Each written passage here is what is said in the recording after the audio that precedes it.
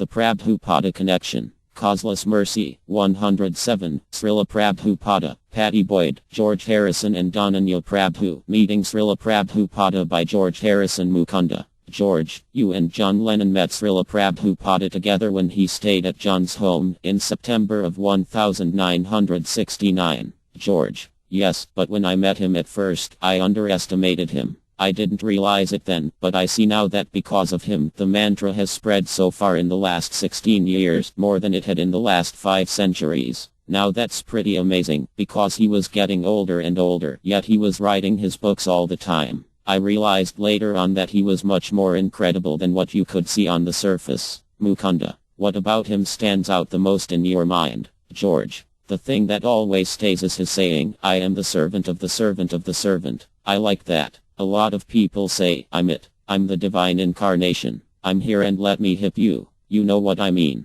But Prabhupada was never like that. I liked Prabhupada's humbleness. I always liked his humility and his simplicity. The servant of the servant of the servant is really what it is, you know. None of us are God, just his servants. He just made me feel so comfortable. I always felt very relaxed with him, and I felt more like a friend. I felt that he was a good friend. Even though he was at the time 79 years old, working practically all through the night, day after day, with very little sleep, he still didn't come through to me as though he was a very highly educated intellectual being, because he had a sort of childlike simplicity, which is great, fantastic. Even though he was the greatest Sanskrit scholar and a saint, I appreciated the fact that he never made me feel uncomfortable. In fact, he always went out of his way to make me feel comfortable. I always thought of him as sort of a lovely friend, really, and now he's still a lovely friend. Mukunda. In one of his books, Prabhupada said that your sincere service was better than some people who had delved more deeply into Krishna consciousness but could not maintain that level of commitment. How did you feel about this, George?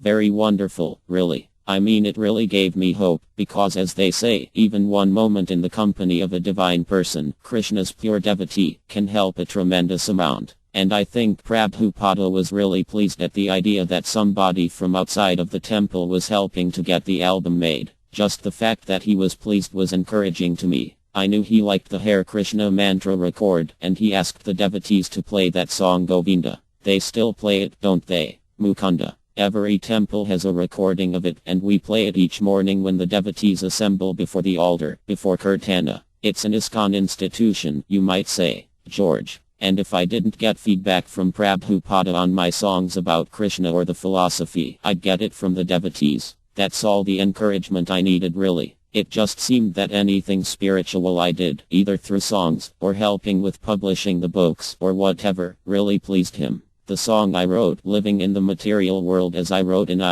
mine was influenced by Srila Prabhupada. He's the one who explained to me how we are not these physical bodies. We just happen to be in them. Like I said in the song, this place is not really what's happening. We don't belong here, but in the spiritual sky. As LM fated for the material world, get frustrated in the material world, senses never gratified, only swelling like a tide that could drown me in the material world. The whole point to being here, really, is to figure a way to get out. That was the thing about Prabhupada, you see. He didn't just talk about loving Krishna and getting out of this place, but he was the perfect example. He talked about always chanting, and he was always chanting. I think that in itself was perhaps the most encouraging thing for me. It was enough to make me try harder, to be just a little bit better. He was a perfect example of everything he preached. Mukunda. How would you describe Srila Prabhupada's achievements, George? I think Prabhupada's accomplishments are very significant.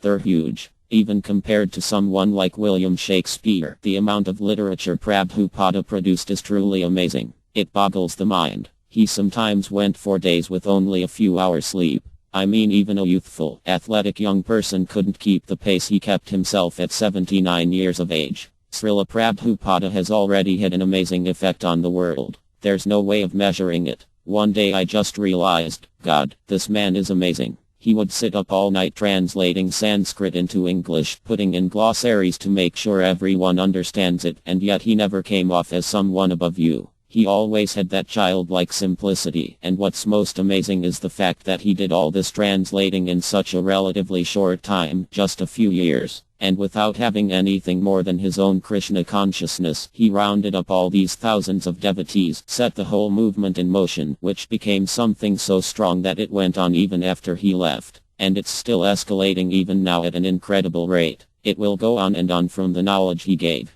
It can only grow and grow. The more people wake up spiritually, the more they'll begin to realize the depth of what Prabhupada was saying, how much he gave. Mukunda. Did you know that complete sets of Prabhupada's books are in all the major colleges and universities in the world, including Harvard, Yale, Princeton, Oxford, Cambridge, and the Sorbonne? George. They should be. One of the greatest things I noticed about Prabhupada was the way he would be talking to you in English, and then all of a sudden he would say it to you in Sanskrit and then translate it back into English. It was clear that he really knew it well. His contribution has obviously been enormous from the literary point of view, because he's brought the Supreme Person, Krishna, more into focus. A lot of scholars and writers know the Gita, but only on an intellectual level. Even when they write Krishna said, they don't do it with the bhakti or love required. That's the secret. You know, Krishna is actually a person who is the Lord and who will also appear there in that book when there is that love, that bhakti. You can't understand the first thing about God unless you love him.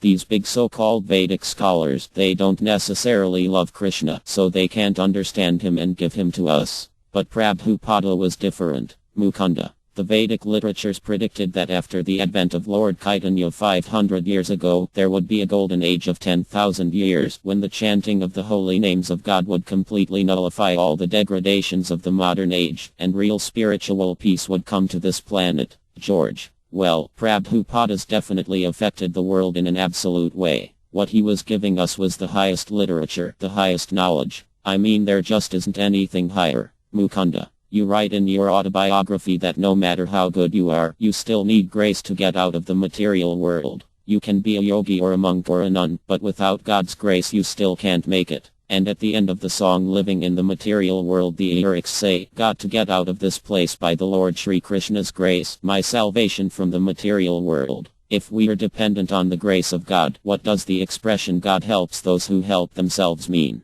George. It's flexible, I think. In one way, I'm never going to get out of here unless it's by His grace, but then again, His grace is relative to the amount of desire I can manifest in myself. The amount of grace I would expect from God should be equal to the amount of grace I can gather or earn. I get out what I put in. Like in the song I wrote about Prabhupada. The Lord loves the one that loves the Lord, and the law says if you don't give, then you don't get loving. Now the Lord helps those that help themselves, and the law says whatever you do it comes right back on you. The Lord loves the one that loves the Lord. From Living in the Material World, Apple LP. Reprinted from Chant and Be Happy by the Bhaktivedanta Book Trust, 1982.